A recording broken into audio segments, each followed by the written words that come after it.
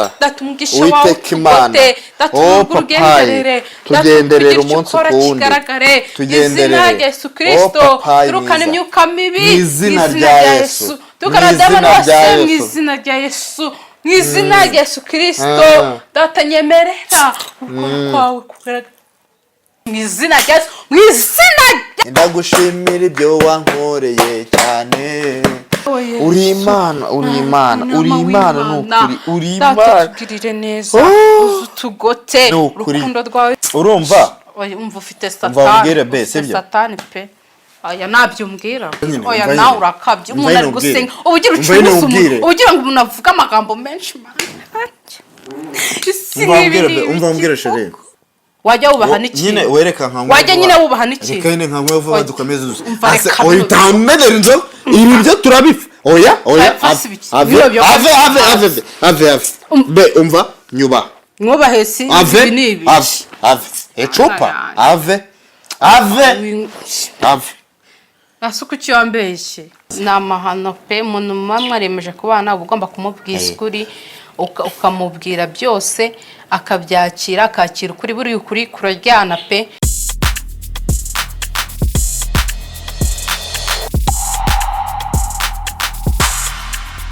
nabongi yekujya niganyira nibazu kwejo nzabamerewe nzajya ni bukayo kwihoraho ibyo nibyo byose uko bingana ifite umutima w'urukundo kuko ntungisha ibimwiriye umunezero n'umubabaro byose abinzanira mw'amahoro mwami w'igitangaza izina ryawe rishyirwe hejuru haleluya urakwiriye gushimwa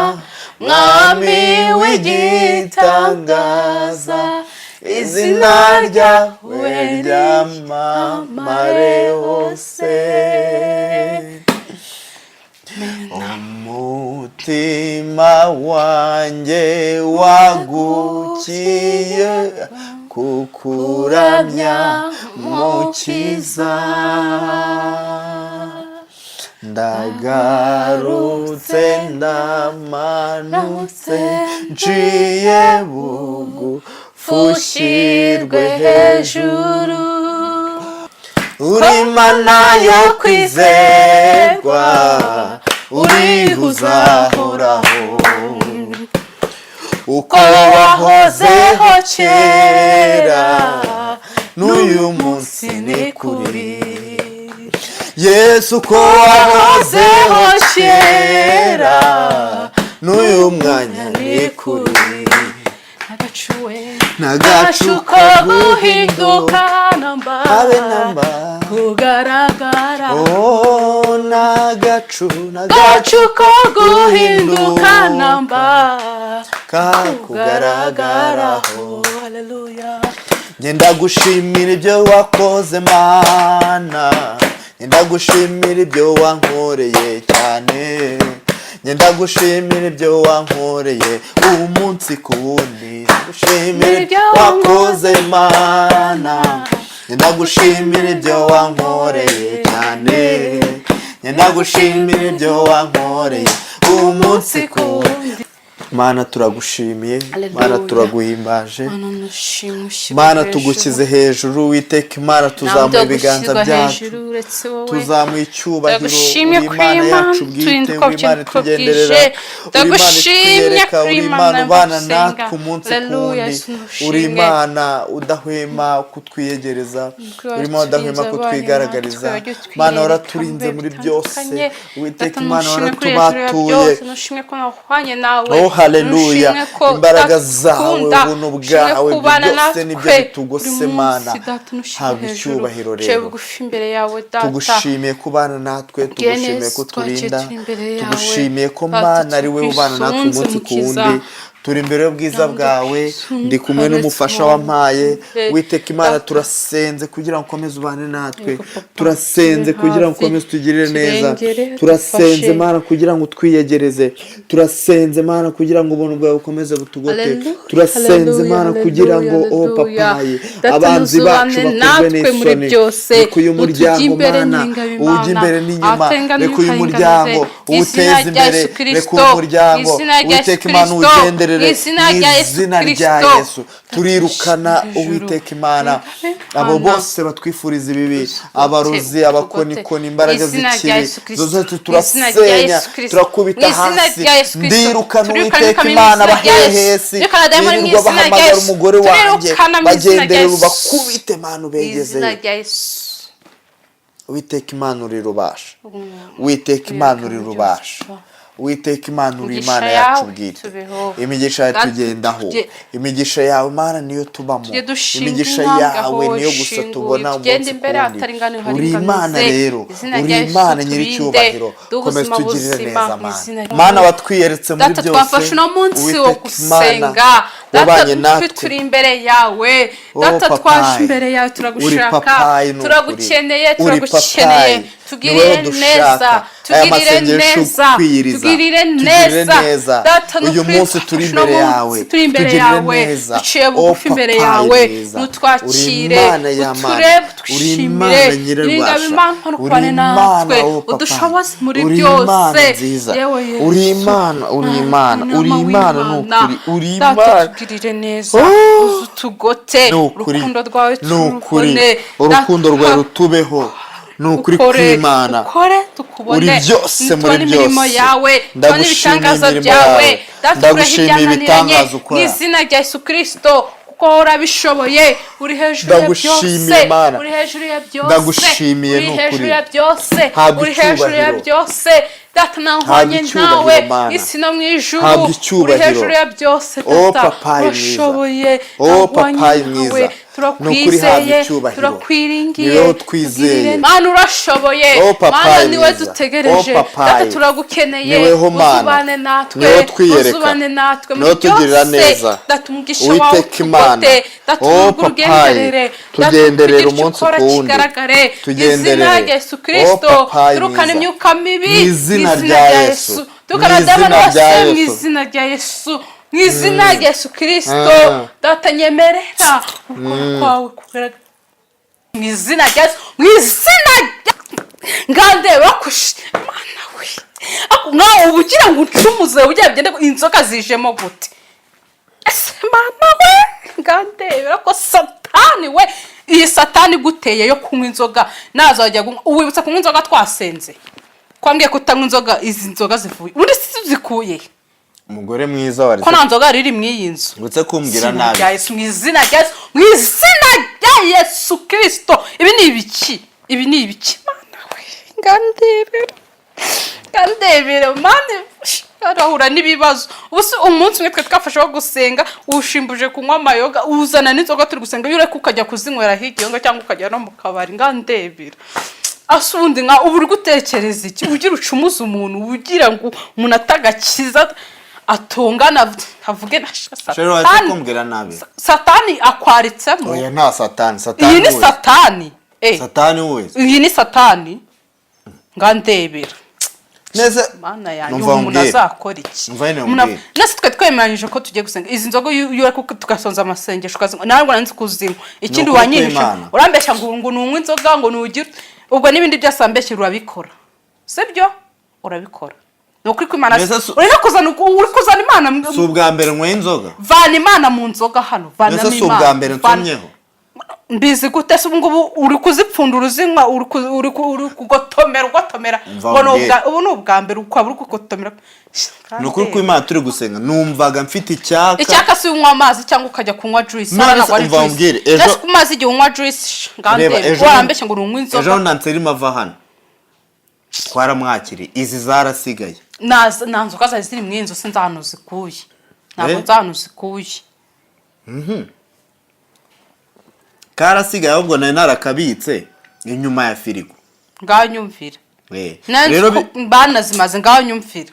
Urumva oya umva ufite umbwire be, ufite sibyo? satani pe aya nabyo umbwira njyewe urabizi ntabwo nsanzwe nk'inzoga nese iyo unywa amazi nta mazi ahari amazi se wayaburiye umva mbwira oya nabyo uri kumva ndi gusenga oya tubyihorere abanza nyine wumva oya uri gusenga se uri gusenga wumvisha inzoga njyewe umwuka unjemo ati umwuka w'inzoga wajya kunywa ka kantu umwuka w'inzoga Tserime yasize ngenda gusti aka kantu Tserime yasize oya reka nkubaza umwuka ukuyoboye kujya kunywa inzoga nta kindi wari kunywa ntabwo ari gufata juice harira hari nakonje oya nabyo umugore mwiza mbaba oya nawe urakabye umuntu ari gusenga ubugira ucuruza umuntu ubugira ngo umuntu avuga amagambo menshi umva mbwira shere umva mwizina rya Yesu ndekura aba ndabadayimoni ngenda komeza nsenge nta kintu kiri mbuze gusenga ndeka genda uzinywere hariya reka nkankwe vuba genda uzinywere hariya genda uzinywere hariya kandi waranambeshye kankwe vuba dukomeze dusenge sibyo Imana imbabarire usi koko mana ibi ni ibiki iyo mbimenye umva be mbabarira cyane nawe none se ubwo niborambeshye ndakugurira juice n'ukuri kw'Imana juice surayingura hara nayindi hari na juice nkeneye ndakugurira amata mbabarira cyane ibyo ngibyo se birasimbura kuzanye inzoga umuntu ari gusenga ibyo urumva bihuriye no gusenga wajya wubaha n'ikintu nyine wereka nkankwe wajya nyine wubaha n'ikintu reka nyine nkankwe vuba dukomeze ase oya utamenera inzoga ibi byo turabifa oya ave be umva nyuba mwubahe si ibi ni ibi ave ecupa ave asuku cyambeshye sasa rero none reka nkubwize ukuri nakwinginze ntushaka kunyuma ase waretse kunywa ibyo biyoga ndagukubita hajemo no kunkubita ndagukubita ibya masagesho igiye kuvamo no kunkubita ese so uri kunyuriraho njya gusengera mu cyumba oya iki sinaka umva nkubwire babarire be buretse wigenda oya wigenda ndicara surambira ikibanza umwe izo nzoga za oya ngiye kwikira hasi yireke rero icara ase wawe ngiye kunywaho rimwe mbabarira nabyari wagira ngo bazi kuroza ubundi ibi ni ibiki subwo kumeneye inzoga wungutse iki kanje gusengera mu cyumba mbabarira wincumu wungutse iki wikomeza kuncumoza wungutse iki ngahi ayinya wungutse iki se kuba uyimene umva nzagura n'izindi nta soni urabura kuza nkubwira ukuri nkubwira igihe byatangiye nuko byagenze kugira ngo nzikunde unyivumbuyeho genda uryame ahubwo kadoga nzanire n'akandi n'ubundi umuntu aba yiriwe mu rugo abagore se ibyo se ni ibiki abaza mbwira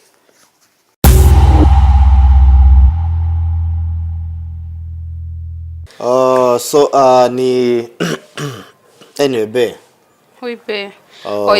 oya windakarira please sibyo it's okay windakarira sinagusobanurire byose ubundi okay ibintu tuganiriye ntago ari ngombwa ko nabyo tubizana hano ngo tubiganire hano hanze ibibereye mu cyumba birahagije sibyo so ikintu nzi kuriya nabikubwiye niko byagenze ntago njya nkubeshya urabizi sibyo ntago njya nkubeshya pe n'ubu ngubu ariko urumva waranengushye ngewe wambwiye ikintu iyo mbwiza ukuri kubyakira wenda ntago nyine umunsi byari kuba byangoye kindi noneho ubikoze ku munsi wumva twe twafashe ngo dusenge abari bwuzana inzoga urumva iyo ubimbwira mbere nkabanza kuzinywa no kukubwira turagafatanya mu ihangane uva mubwire sheri nge ntekereza ko kuba twari kuzakomeza kubana ubuzima bwose nkwihishamo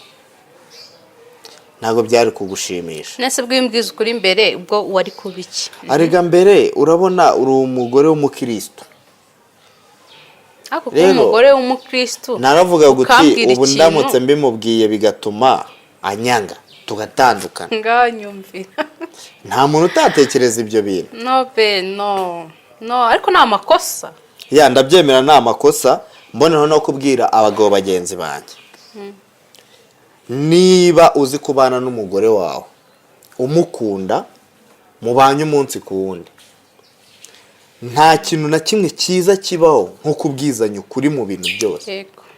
Waba ufite defo ukazimubwira, kandi uti njyewe mfite iyi defo, uzayimenye akaguhitamo ayizi ko ari defo. Urumva? Niyo yaba ari defo yo gukora ikintu kigize ute kibabaje. Buriya kubwizanya ukuri mu bintu byose ni ibintu bya danje, ni ibintu byiza, kubera ko hano hari abagabo usanga banywa inzoga bwihishwa. Njye mba numva ku giti cyanjye ni kuntu bitewe n'uburyo mpise byumva, bivuga ngo niyo waba usambana umugore wawe abizi cyangwa umugabo wawe abizi, gusambana ari ikindi kintu, guca inyuma byo ni ikindi niyo wamuca inyuma ariko abizi, ari ingeso se? oya, atari ingeso, ariko ugataha ukamubwira uti naguciye inyuma akaba abizi icyo kintu cyakubaye. Ejo urumva aramutse abimenye ntago yatungurwa. Kuko hano usanga hari abagabo bafite noneho cyangwa abagore bafite n'amakonte n'andi mabizinesi bakora, mugenzi we atazi. Ni amahano pe, umuntu mwaremeje kubana uba ugomba kumubwiza ukuri, ukamubwira byose akabyakira, akakira ukuri. Buriya ukuri kuraryana pe, ukuri kuraryana igiye kukubangamira, ariko biba byiza umuntu akubwije ukuri kugira ngo nawe umenye ukuntu utwara ibintu, umenye uburyo ki umuntu wawe mubana uwo ari we neza. Kujya gutunguza ikintu umuntu mubana agenda avuga nagukana ko akora iki, azi ko udakora icyo yarakwizeye. Icyizere, ubundi icyizere nicyo kintu cya mbere gipfa n'ikigaruke, gipfa burundu n'ikigaruke. Buriya icyizere mba ngufitiye, nk'icyizere nakugiriye ngo nunywe inzoga nkabona urabinunguje, haba ari ikintu kivuyeho, ariko ntabwo mfite umutima wo kubabarira.